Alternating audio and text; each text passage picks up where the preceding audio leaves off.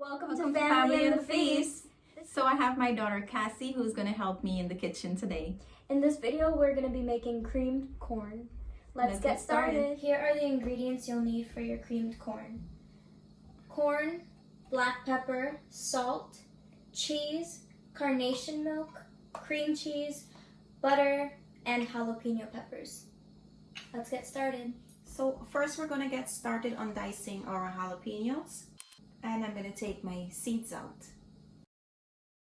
Here's my jalapeno. I'm going to put this on the side. And I'm going to start grating a piece of my cheese. So here's a look at our ingredients after Mom has already prepared them. We're going to add in our butter and allow it to melt. And the stove is on medium. You're just going to stir it around and allow it to melt properly. So after the butter has melted, we're going to add in our milk. And right after we do that, we're going to add in our cheese.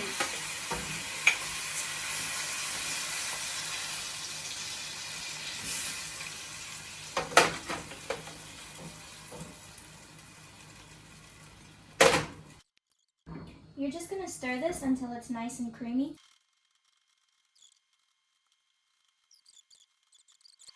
So keep on stirring, don't allow your cheese to burn. So I've switched to a whisk because it helps the cheese melt faster and makes it more creamy. So after your cheese has fully melted, you're going to add in your corn and jalapeno peppers at the same time.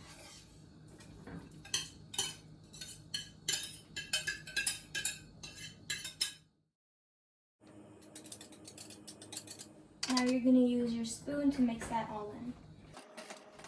Now that everything is combined, we're going to add in our black pepper and our salt. Now that all the ingredients are combined, we're going to cover this and let it come up to a boil. We're going to lower our stove down. You're going to keep a close eye on this, make sure that it doesn't burn. So it's been 5 minutes.